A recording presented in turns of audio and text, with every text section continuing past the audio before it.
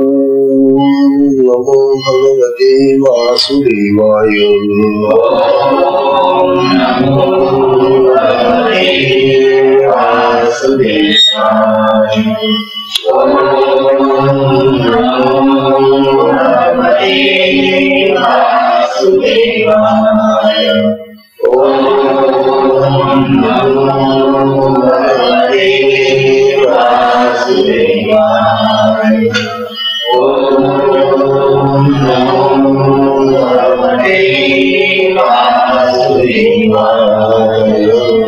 श्री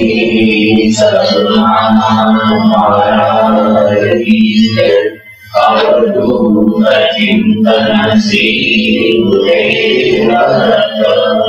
परम पूज्य श्री सद्गुरु संत ज्ञानेश्वर महाराज की जय।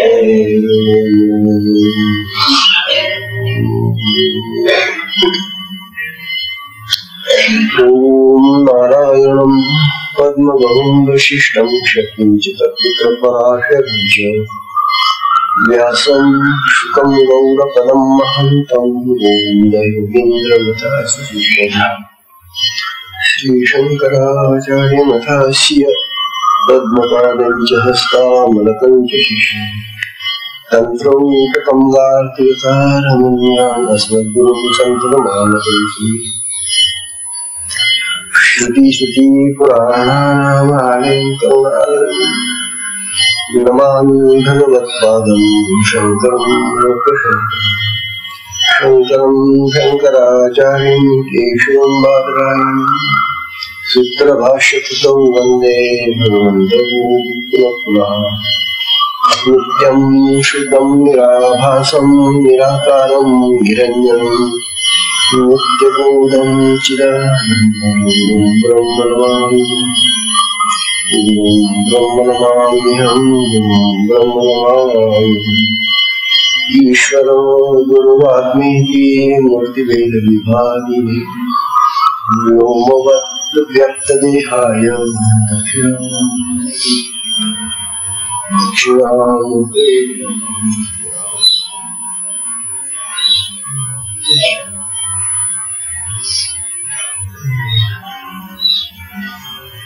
श्री महाराज की जय। अवधूत चिंतन परम पूज्य श्री सद्गुरु संत ज्ञानेश्वर महाराज की जय। परम पूजनीय श्री सद्गुरु संत ज्ञानेश्वर महाराज साधकांचे मायबाप वाल्मिकी आणि भगवान विष्णूचा अवतार असलेले ज्ञानोबा यांचा श्री अमृतानुभव तथा अनुभवामृत नावाचा हा ग्रंथ आपण पाहत आहोत। या ग्रंथाचं कालपासून नवप्रथम सुरू झालेले आहे। नवव्या प्रकरणाचा विषय आहे जीवनमुक्ती। जीवनमुक्तीचं स्वरूप काय आहे,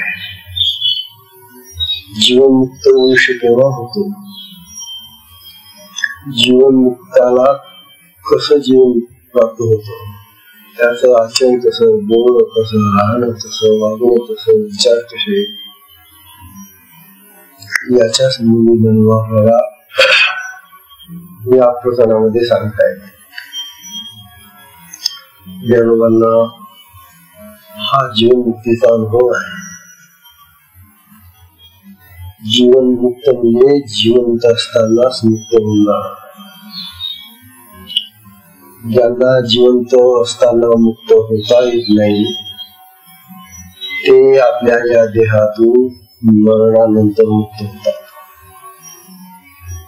त्यांच्या मुक्तीला काय अर्थ आहे? कोणी पाहिली ती मुक्ती?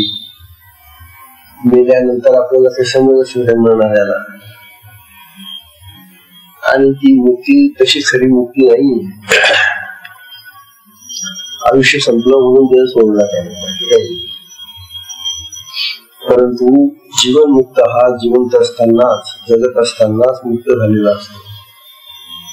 ही जी मुक्त अवस्था आहे, जीवनमुक्त अवस्था आहे, त्याच्या पुढची आणखी एक अवस्था आहे ती विदेहमुक्त.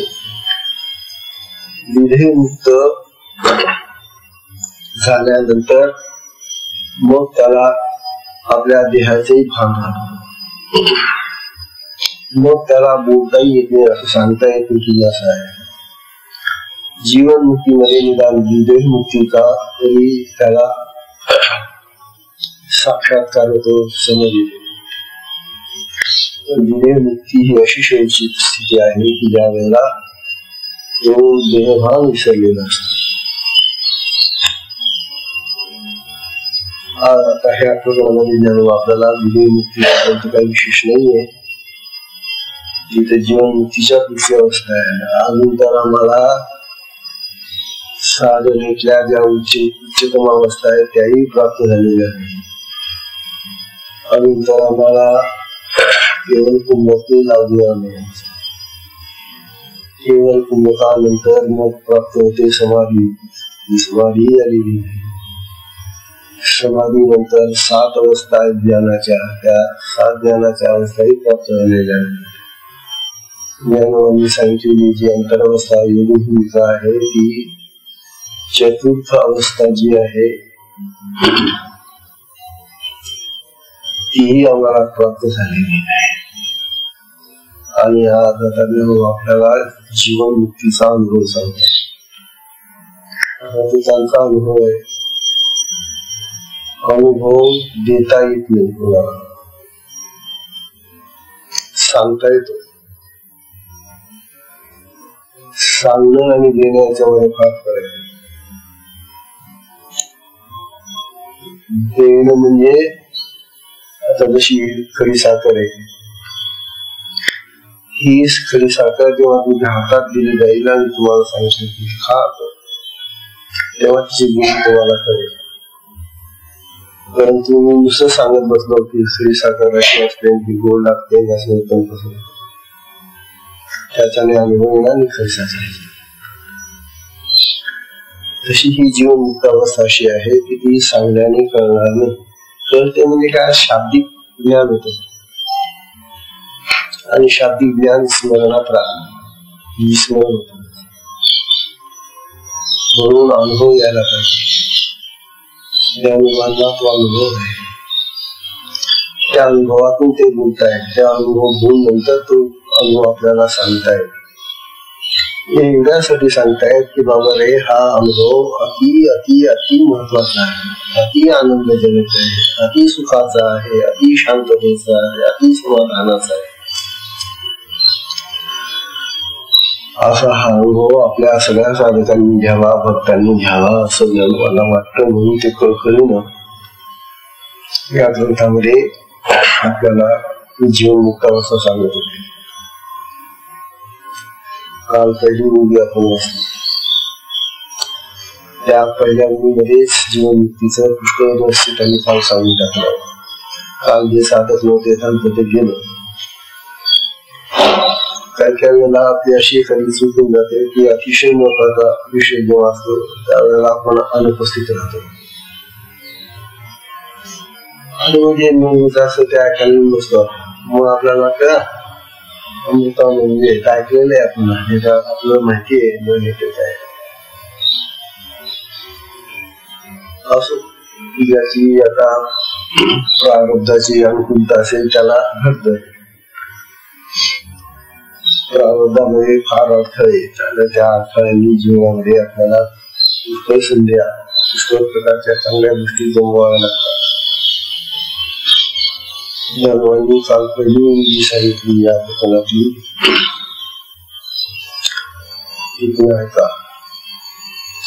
म्हणतात आता आमोद सुनास झाले, आता आमोद सुनास झाले,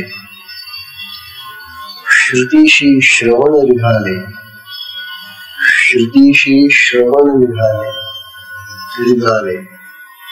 आरिसे विठले लोचनीशी, आरिसे विठले लोचनीशी. अशा ह्या ज्या उभ्या आहेत ना, ह्या जर स्पष्टीकरण त्यांचं ऐकलं नाही, त्यांचा अर्थ कळला नाही, कितीही वेळ वाचलं तरी समजणार नाही.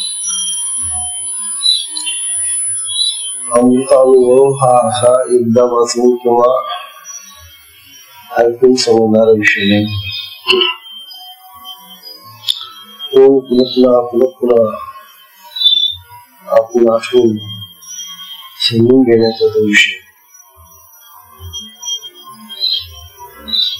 ज्ञानवंता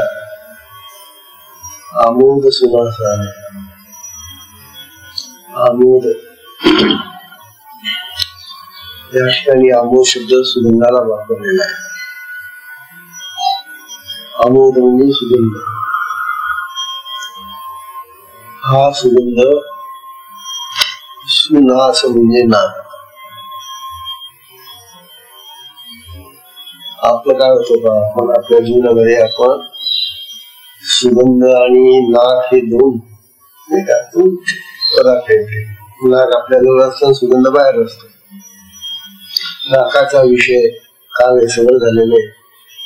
आपल्याजवळ इंद्रिय आहेत, 5 ज्ञानेंद्रिय, आणि त्या 5 ज्ञानेंद्रियांचे विषय जगात बाहेर आहेत. तसं हे नाक ज्ञानेंद्रिय आहे. हे वासाचं ज्ञान घेत, सुगंधाचं ज्ञान घेत, असं ज्ञानोबा सांगतात. नंतर ज्ञानोबा सांगतात, जो जिवंत होऊन जातो, पाहिलं आपण की ज्याचा दुर्देह संपला तो जिवंत होतो.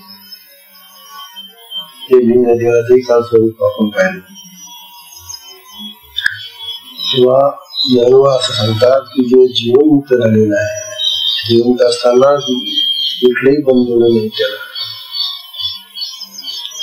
असा जो जीवनमुक्त असतो त्याचं नाक आणि सुगंध हे 2 आहेत. आपल्या दृष्टीने आपण सगळे रूप पाहतो की आपलं नाक वेगळं आहे, आपल्याजवळ आहे, आणि सुगंध बाहेर आहे. बाहेरचा सुगंध आपल्या नाकात येतो तेव्हा तो आपल्याला कळतो. इथं ज्ञानोबा आपल्याला जीवनमुक्तीचं लक्षण सांगताना सांगताय की हे नाक आणि तो सुगंध एकरूप झालेले आहेत. तो सुगंध किती मैलावर असो, हजारो मैलावर असो, कोट्यावधी मैलावर असो तो सुगंध, आणि आमचं नाक आता त्याच्यापासून किती दूर असो, परंतु तो सुगंध आमच्या नाक आणि सुगंध एकरूप होऊन गेलेले. म्हणाले कसं शक्य आहे, कसं शक्य आहे? सुगंध जर बाहेर आहे, नाक जर आमच्या जवळ आहे, तर तो सुगंध आमच्या नाकात कसं काय राहील? तेव्हा ज्ञानोबा जीवनमुक्तीचं लक्षण सांगत असताना तो जो आत्मराज आहे आमच्या देहामध्ये, आत्म्याचं जे चैतन्य आहे, ज्या चैतन्याच्या साह्याने हे नाक चेतन झालेलं आहे. चेतन झालं म्हणजे त्याला ज्ञान होण्याची शक्ती आली. तेव्हा हे नाक चेतन आहे आणि तो सुगंध जो आहे तो जड आहे म्हणतो आम्ही, परंतु तो सुगंध ही चेतन आहे. कारण हे सगळं जग चेतन स्वरूप झालेलं आहे. कारण चेतनातूनच सगळ्याची उत्पत्ती होते. अचेतनातून कसली उत्पत्ती होत नाही. जड पदार्थ जड पदार्थाला उत्पन्न करू शकत नाही. एक दगड दुसऱ्या दगडाला निर्माण करेल आणि वीट दुसऱ्या विटेला निर्माण करेल. तेव्हा जड पदार्थ जड पदार्थाला निर्माण करू शकत नाही. निर्मितीसाठी चेतन सत्ता असावी लागते. जिवंतपणा, हा जिवंतपणा, ही चेतन शक्ती, ही चेतनता, हे चैतन्य सगळ्या विश्वात पसरलेले आहे. हा आत्मा आमच्या मध्ये आहे, चेतन आते आहे देहामध्ये, आणि देहाच्या बाहेरही सर्वत्र पसरलेला आहे. हाच आत्मा आमच्या देहात आहे, तोही चेतन आहे. बाहेर त्याच स्वरूप जर बाहेर आहे तर त्या सुगंधाला सुंगण्यासाठी ही जी चेतन सत्ता आहे ती त्या सुगंधालाही प्राप्त झालेली असते. मग चेतनाला चेतन मिळाल्यानंतर ते एकरूपच होऊन जात असं धन्यवाद सांगतात. हा जीवनमुक्तीचा अनुभव आहे. जीवनमुक्ताला आता त्याची इंद्रिय आणि त्याचे जे विषय बाहेर, इंद्रिय आपल्याजवळ असतात आणि विषय बाहेर आहेत, तर बाहेरचे विषय आणि ही इंद्रिय एकरूप झालेली असतात, एक झालेले असतात. त्यांच्यामध्ये भेद नाही, द्वैत नाही, अशी स्थिती येते. नातच म्हणे सुगंध झालं आणि ज्ञानवंतात श्रुतीशी श्रवण निघाले. श्रुती शब्दाचा अर्थ या ठिकाणी आहे शब्द आणि श्रवण शब्दाचा अर्थ आहे कान. म्हणतात हे जे शब्द आहेत ना ते शब्द आकाशातून येतात. आकाशाचा गुण आहे तो शब्द आणि कान तर आमच्या इथे आहे. परंतु तो शब्द कितीही दूर असला, कुठेही आला, कुठेही तो नाद आला, तरी तो नाद चैतन्यानंच युक्त असलेला नाद आणि आमचे कान चैतन्याने युक्त आहे असं चैतन्य एकरूप झाल्यानंतर आमचं कानच शब्द होऊन जात.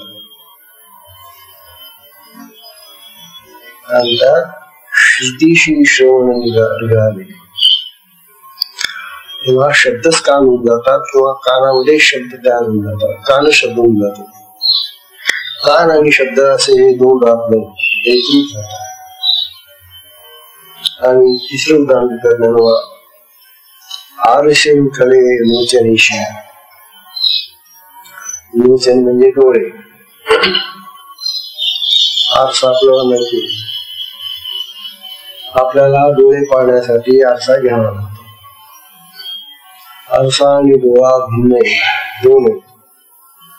आणि तुझ्या सांगतात की जीवनमुक्तीमध्ये तो आरसा डोळे होऊन जातात. डोळे आणि आरसा एकरूप होऊन जातात. अशी ही जी अवस्था आहे ती जीवनमुक्तीची अवस्था आहे असं आपल्याला आता सांगितलं. याबद्दल खूप प्राथमिक अशी आपण माहिती सांगितली. आपल्याला सांगतायत आपल्या सगळ्या इंद्रियांच्या त्रिपुट्या आहेत. काल हाही विषय झालेला आहे. त्रिपुटी म्हणजे 3 भाग असतात. डोळ्याची त्रिपुटी घेतली तर द्रष्टा, द्रष्टा म्हणजे पाहणारा. रूप आहे त्याचा विषय आहे डोळ्याचा. ते रूप दृश्य झालं आणि त्या द्रष्टा आणि दृश्यांचं मिलन झालं की मग दर्शन होतं, ज्ञान होतं त्या दृश्याचं. अशी त्रिपुटी डोळ्याची त्रिपुटी तशी कानाची आहे, जिभेची आहे, नाकाची आहे आणि हातापायाच्या स्पर्शाची आहे. हे 5 इंद्रिय त्रिपुटींच्या साह्याने आपल्याला जगाचं ज्ञान करून देतात. त्रिपुटी आहे परंतु आत्मस्वरूपामध्ये त्रिपुटी नाही. आत्मा सगळं आहे. त्या ठिकाणी द्रष्टा येतो, दृश्य येतोच आणि दर्शन येतोच. कोणती त्रिपुटी घेतली तरी त्याच्यामध्ये त्रिपुटी नाही, 3 भाग नाही, तो एकच एक आहे.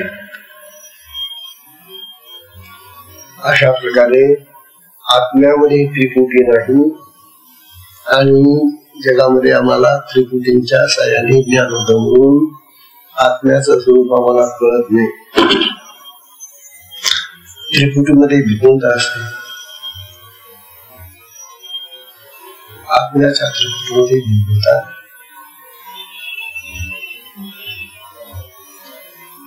तेव्हा आपल्याला सांगतात त्रिपुटी असल्यामुळे आम्हाला जगामध्ये ह्या इंद्रियांचे जे विषय आहेत ते आमच्या त्रिपुटीने आम्ही बघतो, पाहतो, घेतो.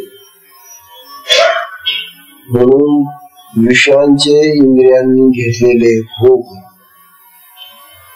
विषय बाहेर आहे जगात आणि पंचेंद्रिय आमच्याजवळ, इंद्रिय आमच्याजवळ आहे. आता आमच्या इंद्रियांना हे जे विषय आहेत ते जर भोगायचे असतील, प्राप्त करून घ्यायचे असतील, तर इंद्रियामधून वृत्ती बाहेर पडते आणि ही वृत्ती त्या विषयापर्यंत जाते आणि तिथं तो त्या इंद्रिय वृत्तीचा, चेतन वृत्तीचा आणि त्या विषयाचा एकोपा होतो आणि मग तो विषय आम्हाला कळतो. वृत्ती आम्हाला त्याचं ज्ञान आणून देते, तो भोग देते. आता ज्ञानोबा आपल्याला सांगतात की भोग आणि भोक्ता. भोक्ता म्हणजे जो भोगतो त्याला भोक्ता म्हणतात आणि जे भोगतो ते भोगी आहे. तेव्हा हे भोग आणि भोक्ता हे जे दोन आमच्या जीवनामधले महत्वाचे घटक आहेत ते भिन्न आहेत जगामध्ये. त्यांच्यामध्ये द्वैत आहे. आपण जेवण करतो, ताटामध्ये जे पदार्थ मांडलेले आहेत ते भोग्य पदार्थ आहेत आणि भोक्ता भोगणारा, त्या अन्नाला खाणारा, चव घेणारा आमची जीव आहे भोक्ता. तेव्हा अन्न वेगळं आणि जीव वेगळी. अशा प्रकारे इंद्रिय आणि त्याचा भोग असलेला जो भोग्य वस्तू आहे तो भिन्न आहे. जीवन मुक्ताला मात्र आता भोग आणि भोक्ता हे भिन्न असत नाही.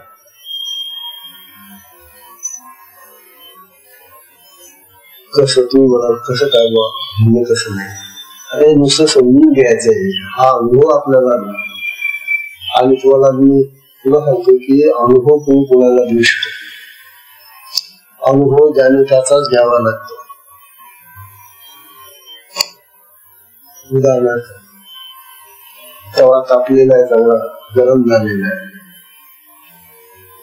तो तवा येईल तर तुमच्या हाताकडे, मी गरम झालेलो आहे सांगायला येणार येतो, मग तुमचा हात जातो तव्याकडे आणि मग त्या हाताला तो चटका देतो. स्पर्शाचं ज्ञान आम्हाला अशा प्रकारे होतं. म्हणजे तो तापलेला तवा आणि आमचा हात, इंद्रिय स्पर्श ज्ञान. तेव्हा याच्यामध्ये द्वैत राहतं. सगळ्यात आमच्या इंद्रियांच्या भोगामध्ये द्वैत आहे. परंतु ज्ञानोबा आपल्याला असं सांगतात की जीवनमुक्त अवस्थेमध्ये जेव्हा सगळे बंध नष्ट होतात, जेव्हा त्याचा लिंगदेह नष्ट होऊन जातो, त्यावेळेला त्याची अशी अवस्था येते की तो हे जे द्वैत आहे भोगता आणि भोगाच्या मधलं ते नष्ट होऊन जातं. आता जीवनामधलं द्वैत कसं नष्ट होतं बघा. आपल्या ताटामध्ये जे पदार्थ आहेत ते आता आपल्याला तोंडात घालायचे, जिभेवर ठेवायचे, मग त्यांची चव कळते. ज्ञानोबा आपल्याला जीवनमुक्तीच्या स्थितीतला अनुभव सांगतायत. ते म्हणतात तो पदार्थ त्या ताटामध्ये पाहिला का तो जिभेवर ठेवण्याची गरज नाही, कारण तो जो पदार्थ आहे तो पदार्थ ही आता आत्म्याच्या चेतनेने युक्त असा पदार्थ आहे आणि आमची जीव तर चेतन आहेच आहे. आत्म्याने तिलाही चेतनता दिलेली, चेतन दिलेली आहे. व दोन पदार्थांचं चैतन्य जे आहे ते एकमेकाला भेटत, ते चांगलं भेटत. चेतन पदार्थ जे आहेत ते अति सूक्ष्म असतात. तर तेव्हा ते अन्नाचं चेतनत्व आणि जिभेचं चेतनत्व एकरूप होत आणि त्या अन्नाची चव लागते आपल्याला. जिभेवर ठेवण्याची गरज नाही, ठेवणं तर येईलच, परंतु जीवनमुक्ताला ही चव अशी अभेद स्वरूपाची असते. विलक्षण अवस्था ही अवस्था साधकांना प्राप्त होते जर साधकांनी सद्गुरूकडून साधना घेतली असेल आणि त्या साधनेचा जर त्याने खरोखरच चांगल्या पद्धतीने अभ्यास केला, साधना केली त्याने, तर ही जीवनमुक्त अवस्था ही त्याला प्राप्त होते. समाधी प्राप्त, समाधीच्या पुढचे त्या अवस्था तेव्हा ही जीवनमुक्त अवस्थेमध्ये असलेला जो महात्मा आहे, जो सद्गुरू आहे, जो सत्पुरुष आहे, संत आहे, त्याला मग आपल्यासारखा व्यवहार करावा लागत नाही.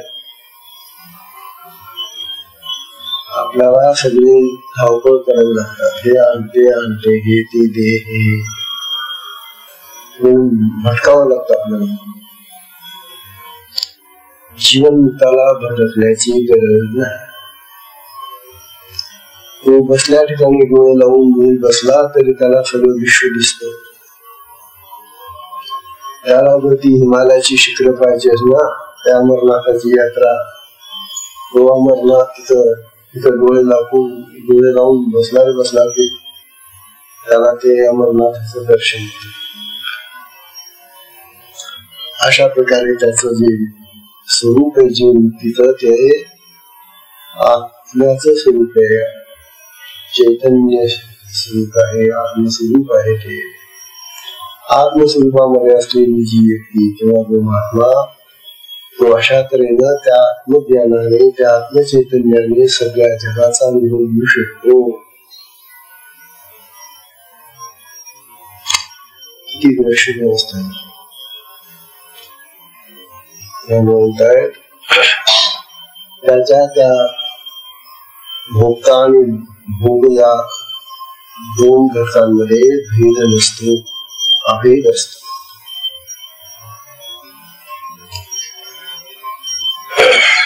आपल्याला सांगताय भोगता ब्रह्मस्वरूप आहे, आत्मस्वरूप आहे. तो भोगही आत्मस्वरूप आहे. जो खाणारा आहे, तो जिवंत, तो आत्मस्वरूप आहेच. परंतु त्याचे जे भोग्य पदार्थ आहेत ते सगळे आत्मस्वरूप आहेत. मग त्या आत्मस्वरूपातल्या पदार्थांना हे आत्मस्वरूप घेऊन होतं आणि त्यांचं त्या ठिकाणी मिलन होतं. आणि जो अनुभव आपल्याला इथं प्रत्यक्ष खाताना, ऐकताना किंवा इंद्रियांनी येतो, तोच अनुभव त्या चैतन्याचं मिलन झालं असताना त्या साधकाला, त्या महात्म्याला लक्षण असतं.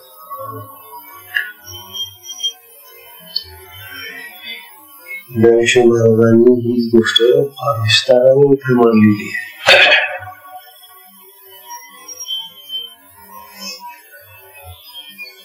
तेव्हा विषय आणि इंद्रिय यांचं हे जे द्वैत आहे ते द्वैत नष्ट होतं. जीवनमुक्तीमध्ये इंद्रिय तर त्या सत्पुरुषाच्या ठिकाणी देहामध्ये असतात इंद्रिय, आणि इंद्रियांचे विषय तर जगात असं बाहेर असतात. परंतु महाराज सांगतायत आम्हाला की हो,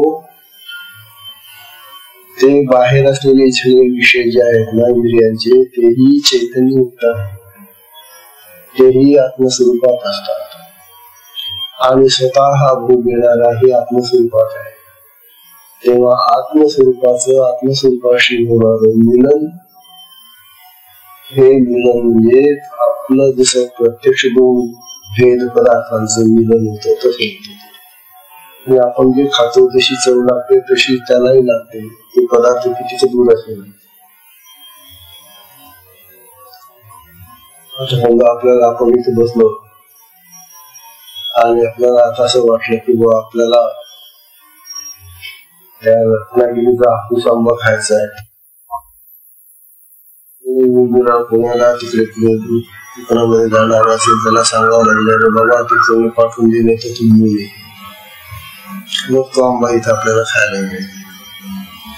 पण जीवनमुक्तीच्या माणसाला आता ही गडबड करायची काही कारण नाही.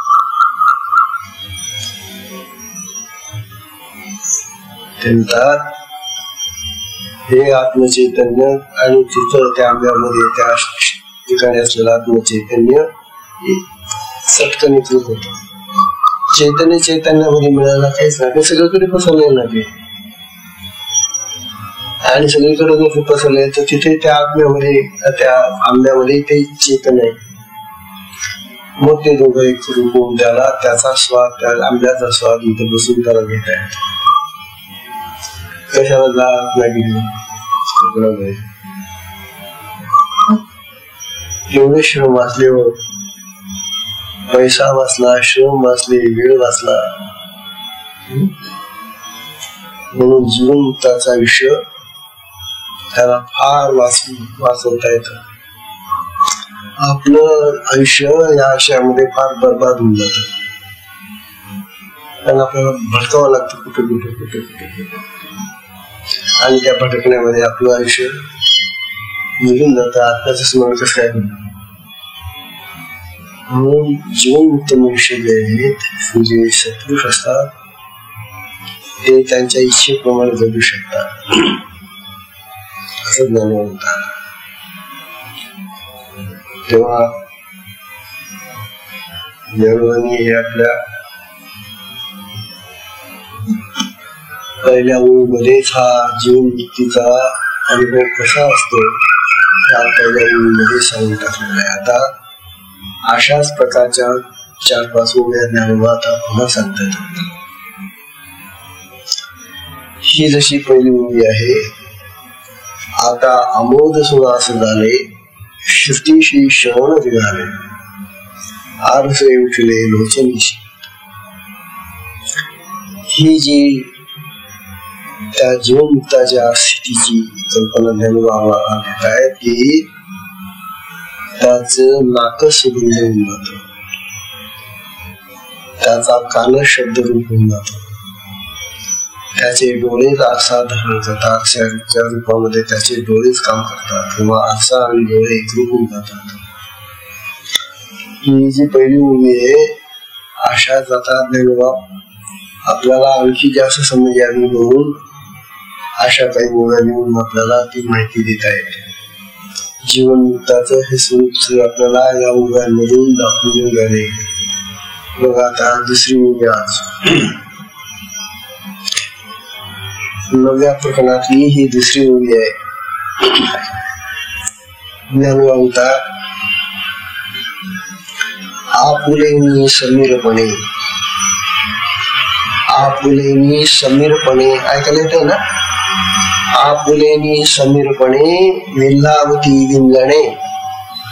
वेल्हावती विंजणे की माथेची चाफेपणे बहकताती. की माथेची चाफेपणे बहकताती. ज्ञानोबा आपल्या या ओळीमध्ये पहिल्या ओळीमध्ये 3 उदाहरणं देऊन गेले. आता या ओळीमध्ये 2 उदाहरणं देतात. ते म्हणतात आपुलेनी समीरपणे. समीर म्हणजे वायू, वारा. वारा आला म्हणजे आपल्याला बरं वाटत ना. तुम्हाला म्हणून लावलेले आपण वारा बरं वाटतो, गरम होत ना. म्हणतात हा जो वायू आहे ना, समीर आहे ना, समीर म्हणतात त्याला वायूला. तोच वेल्हावतो. विंजणे. विंजण म्हणजे पंखा. पंख्याच्या रूपाने हा वारा त्या सत्पुरुषाला प्राप्त होतो.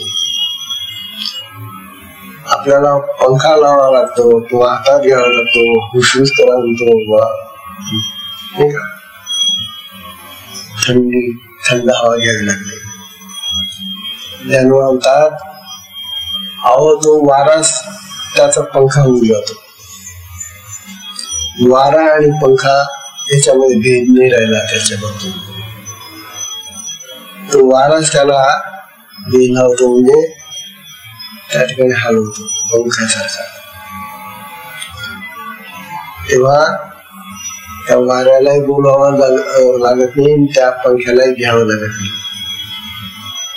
तो वाराच पंखा होऊन तिथं त्याच्या जवळ येतो आणि त्याला हवं ते थंड म्हणा तशी जेवढी जशी हवा पाहिजे तशी देतो.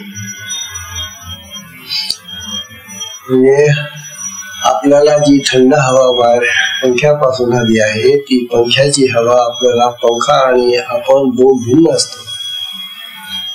आपल्याला खटपट करावी लागते, पंखा आणावा लागतो, त्याला जोडावं लागतं, त्याला वीज पाहिजे तर मग तो चालू होतो, नाही तर बंद बसा तर हातात काहीतरी घेऊन फडफड करावं लागतं. परंतु हा जीवनमुक्त जो आहे ना त्याने म्हटलं की आता आपल्याला वाऱ्याने पंखा चालवा. चटकन तिथं वारा आणि तो पंखा येऊन त्याला वारा देतो, वारा त्याला मिळाला. तेव्हा वायू आणि तो पंखा दोन्ही आत्मस्वरूपात असतात, चैतन्य स्वरूपामध्ये, आणि ते त्याला ते सुख तो भोग देतात. थंडावीचा भोगता आणि भोग एक रूप असतात. जेव्हा दुसरं उदाहरण देतात ज्ञानोबा की माथेची चाफेपणे बहकतात. कांतात माथा, माथे म्हणजे आपले डोकं, कपाळ, पाव. स्त्रिया काय करतात, फुलं तोडतात आणि त्या फुलांच्या गजरे करून इथे घर अशा शोधतात, तिथे मध बांधतात ना केसांवर, माथ्यावर. फुलं तोडत बसा, ते गुंफत बसा, ती माळ करा आणि ती डोक्यावर धारण करा, मग आपल्याला ती शोभा येते आणि वास येतो. जीवनमुक्ताला काही करावं लागत नाही, त्याचा माथा चाफा बनून जातो. ते जे त्याचं डोकं आहे ना तेच फुलं बनून जातात आणि सुशोभित दिसतात, सुगंध देतात. वारे वा म्हणतात माथ्यावर त्याला फुलांची शोभा येते. तात्पर्य असं की माथाच फुलं बनून जातात त्याचे. हे माथेची चाफेपणे बहकतात, बहकतात म्हणजे शोधतात. अशा प्रकारे ह्या जीवनमुक्ताला आपल्या माथ्याची शोभा पण वाढवता येते आणि सुगंध पण घेता येतो.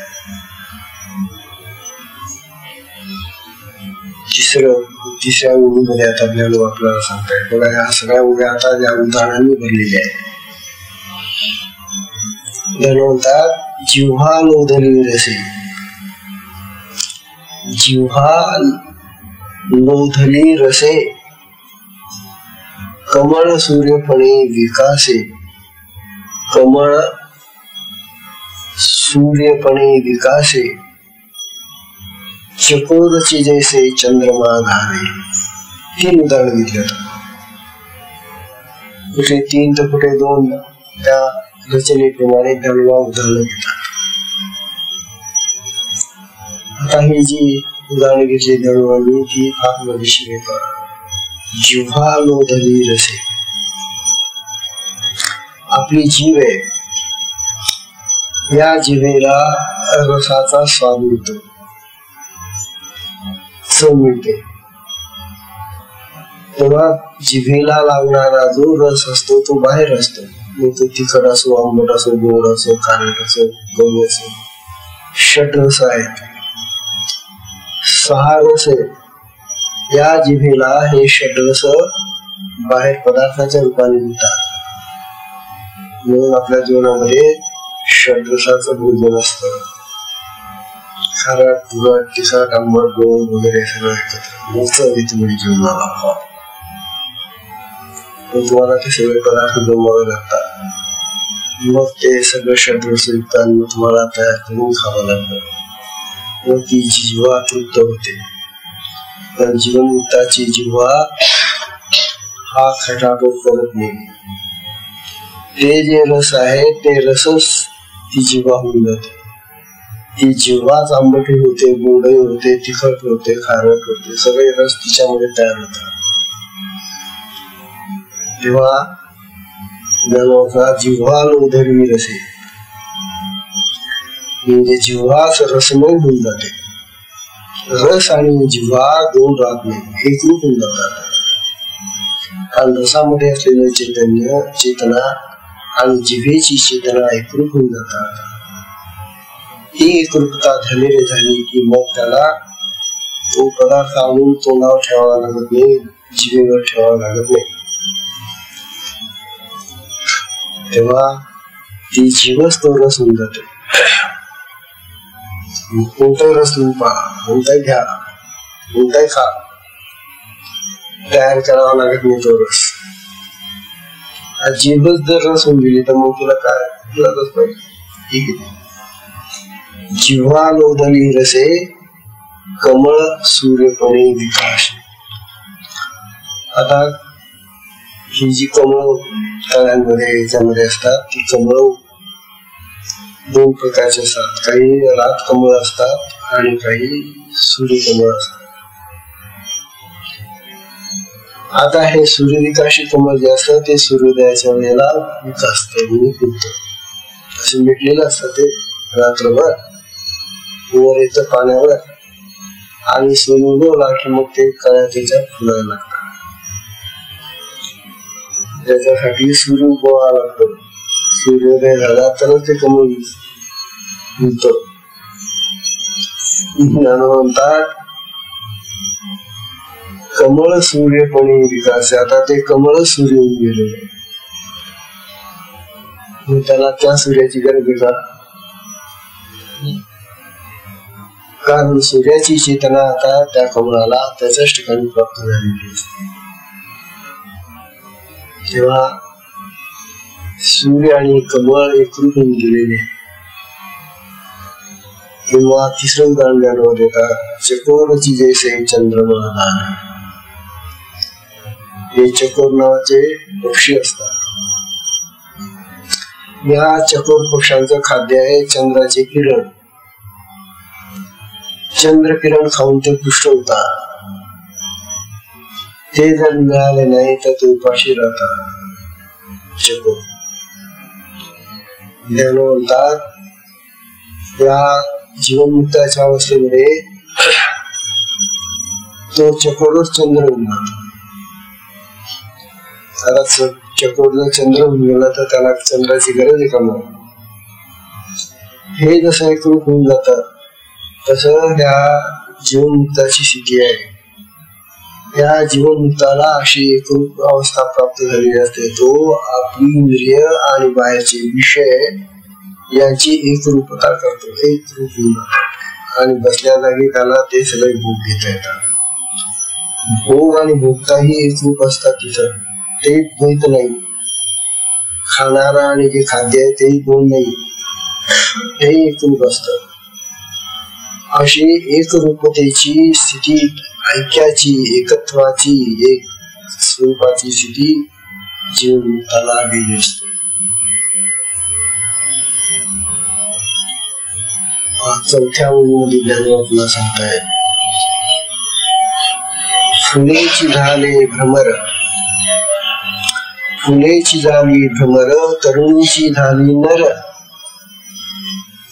झाले आपुले शेजार निद्राळूची. हा ज्ञानोबाची दोन उदाहरणे.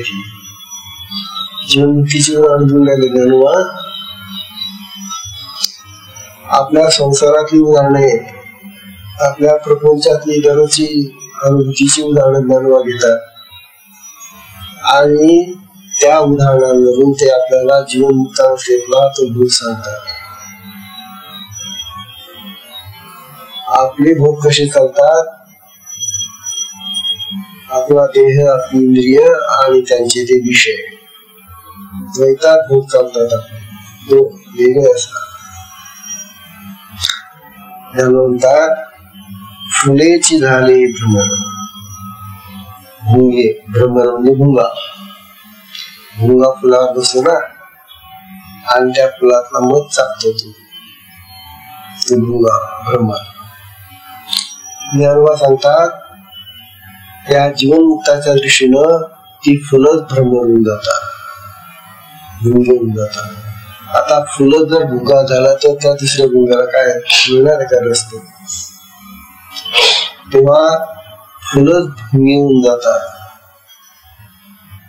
किंवा तरुणीची झाली नर म्हणतात, तरुणी जी असते, स्त्री जी असते, तिला नवरा करावा लागतो एकूण संसार करण्यासाठी.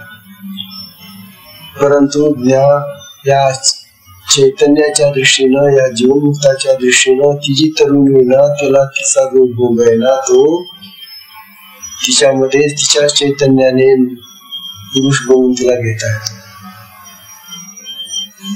पुरुष तीच, स्त्री तीच. तिथं अद्वैत आहे. आपल्या संसारामध्ये आपल्याला लग्न करावं लागतं, एवढी खटपट आहे. बापरे बाबा, त्या लग्नासाठी आधी किती खटपट करावी लागते. पैसा जमवा, हे करा, ते करा, भेटा, आणि ते लग्न करा, आणि ते हुंडा द्या, आणि ते हुंडा दिल्यानंतर मग ते खुश झाले तर नाही तर तिचा क्षण, याचा क्षण. एवढा त्रास आहे संसाराचा. म्हणतात जीवनमुक्तीमध्ये हा असा व्यवहार नाही.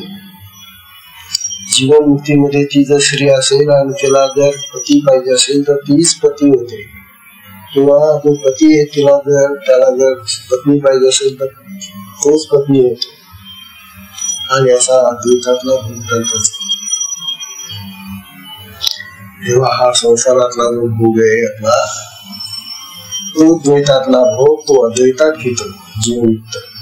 जर त्याला वाटलं तर त्याच्या शक्ती नाहीये, त्याने कोणता भोग घ्यावा घेऊ नये हे त्याच्या इच्छेवर. तुम्हाला सुरू सांगताय त्या भोगाचं. जाणे आपुले शेजार निद्रांची. आपल्याला झोप बिछाण्यावर घ्यावे लागते. शेजार म्हणजे शेज म्हणजे बिछाना. आपल्याला जर झोप यायला लागली तर आपल्याला बिछाना पाहिजे असतो, कुठेतरी अंथरूण पाहिजे असतं. मग अंथरुणावर आपण झोपतो. ज्ञानोबा म्हणतात, हा जो जीवन मुक्ततेचा व्यवहार आहे, या ठिकाणी तो निद्रांश तो बिछाना होऊन जातो. त्याला झोप येते ना, तो बिछाना होऊन जातो. किंवा तो बिछाना निद्रा होऊन जातो. म्हणजे बिछाण्यातलं जे चैतन्य आहे आणि हा निद्राळू जो झोपाळू आहे, याच जे चैतन्य ते एकरूप होऊन जातं आणि तो झोपेचं सुख भोगतो. किती अवघड गोष्ट ही, कल्पनातीत आहे. आपल्याला आपल्या कल्पनेत बसू शकत नाही. कारण आपला दररोजचा व्यवहार आपण पाहतो की आपल्याला बिछाना लागतो, ते साफ सुफ करतो, त्याच्यावर आपण झोपतो. परंतु ज्ञानोबा सांगतात की जीवनमुक्त अवस्थेमध्ये हे भोग असे द्वैतात नाही. तो बिछाना आणि तो झोपाळू दोन्ही एकरूप होऊन जातात. आणि मग तो झोप, त्या झोपेची जी अवस्था आहे, झोपेचा जो भोग आहे, तो स्वतःच बिछाना बनवून घेतो. अशा प्रकारचा ज्ञानोबांनी 3 उदाहरणं पुन्हा चौथ्या ओळी दिलेली. फुलेची झाली नर, तरुणीची झाली नर, जाणे या फुले शेजार निद्रा. खरं म्हणजे अशा ह्या गोष्टी ज्या आहे ना, जीवनमुक्त अवस्थेतल्या ह्या ज्या गोष्टी आहेत ना, या गोष्टींचा थोडासा किंचित अनुभव आम्हाला स्वप्नात येतो. आपली जी स्वप्न असतात त्या स्वप्नामध्ये सुद्धा अशा गोष्टी घडतात. बघा ना, स्वप्नातले पदार्थ त्यावेळेला जेव्हा आपण स्वप्न पाहतो त्यावेळेला ते खरे वाटत असतात. कुठले पदार्थ घ्या, लाडू खात असेल तर लाडूच वाटतो त्यावेळेला. स्वप्नामध्ये तुम्ही जे पदार्थ खातात ते पदार्थ दिसत आणून खाता का स्वप्नामध्ये? चला हो, आता आपल्याला स्वप्न पडणार आहे, मग आपण बाजारात आपण पदार्थ घेऊ आणि खाऊ, असं करावं लागतं का तुम्हाला? अरे तुम्हाला स्वप्न पडत असताना तुम्हाला ते सगळे पदार्थ आहे ते तिथे तयार होतात, मिळतात की नाही? समजा तुम्हाला आता रिक्षामध्ये बसायचंय, जायचंय कुठं, ती रिक्षा कुठं भाड्याने आणावं लागतं, पाहावी लागते की ती स्वप्नामध्ये ती रिक्षा तयार असते. तुम्हाला जे काय तुम्हाला जे स्वप्न पडतं त्या स्वप्नातले जे पदार्थ वस्तू ज्या असतात त्या तुम्हाला कुठूनही आणाव्या लागत नाही, आपोआप येतात ना. येतात की नाही सांगा तुम्ही, आणि त्यांचा भोग घेता की नाही? मग हा जो स्वप्नातला भोग घडतो तो आपोआप घडतो की नाही? म्हणजे हे जे स्वप्नातलं थोडस जे अनुभवजन्य ज्ञान आहे ते स्वप्न तर निघून जात, मग परंतु ते ज्ञान राहून जात, त्या वस्तू निघून जातात, परंतु तो जो अनुभव आम्ही घेतला त्याचं थोडस ज्ञान शिल्लक राहतं आणि मग जागृतीमध्ये आम्हाला आठवण होते, अरे मला स्वप्नामध्ये असं झालं. मग तुला जे स्वप्नामध्ये असं झालं ते कुठून आणलं होतं, तू कसं काय मिळवलं? म्हणजे स्वप्नाची थोडीशी ही जी अनुभूती आहे जीवनमुक्ताची अनुभूती त्या स्वप्नातल्या अनुभूतीप्रमाणे त्याला कुठून काहीच मिळवावं लागत नाही, आपोआप येतात ते सगळं. जसं स्वप्नातले पदार्थ एकत्र येतात कुठे येतात, आणि स्वप्नामध्ये तुम्ही एखादं चांगलं जीवन खाऊन राहिले किंवा पुढे लग्नाला चालले, चांगले कपडे घातलेले, दागिने घातलेले, आणखी काय काय केलं असेल जे, हे सगळं होऊन जातं स्वप्नामधून. तुम्हाला काही खर्च करावा लागत नाही. मग स्वप्नातलं हे जर तुम्हाला आपोआप मिळतं, कुठून मिळतं? जसं ज्ञान म्हणतात की जीवनमुक्त अवस्था तशाच प्रकारची आहे, ते तर स्वप्न असलं ते निघून जातं, परंतु जीवनमुक्त अवस्थेमध्ये प्रत्यक्ष तो जगत असताना त्याला त्या सगळ्या वस्तू आपोआप त्याला भोगता येतात, आपोआप त्याच्या पुढे येतात त्या.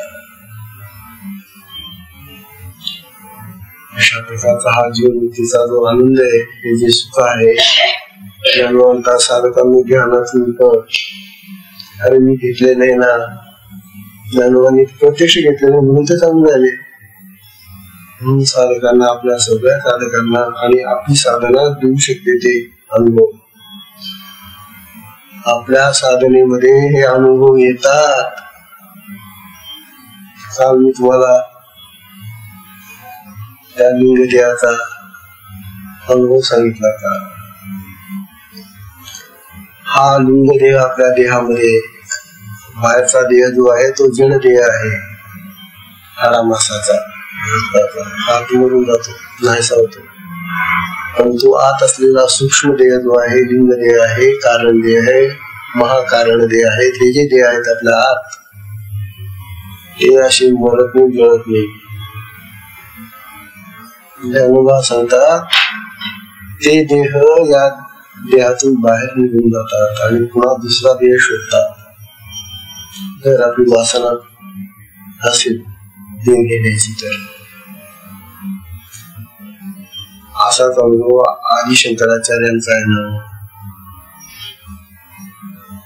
तो तर लिहिलेला आहे, आता ग्रंथामध्ये लिहिलेला आहे. आदि शंकराचार्यांना अनुभव कसा मिळाला माहिती का? तुम्हाला इथं सांगितलेलं आहे, मला वाटतं. आदि शंकराचार्य, भगवान शंकराचार्य हे जेव्हा काशीला गेले तेव्हा काशीमध्ये त्या काळामध्ये फार विद्वान लोक होते, संस्कृत पंडित होते मोठमोठे, आणि आचार्यांचं वय तर काय 15-20 वर्षाचं वय होत. परंतु लहानपणीच त्यांनी सगळे ग्रंथ वाचून अभ्यास करून ते झालेले होते, जीवनमुक्त झालेले होते. मग ते तिथल्या एका पंडिताला भेटायला गेले. तिथल्या पंडितांनी सांगितलं, महाराज इथल्या आमच्या एका पंडिताला जर तुम्ही दादा जिंकलं तर खरोखर आम्ही मानतो विद्वान समजून शंकराचार्य आम्ही फोकस व्हायचे 20-22 वर्षाचं वय होतं त्यावेळेला ते फार मोठे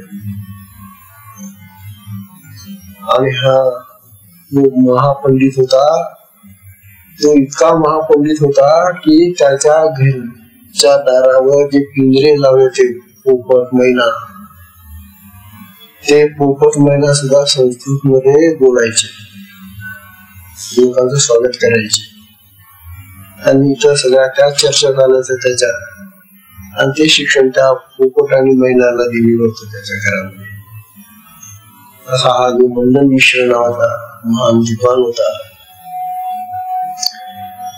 त्याच्याशी बात करण्यासाठी आपले आदिशंकराचार्य त्याच्या घरी जातात.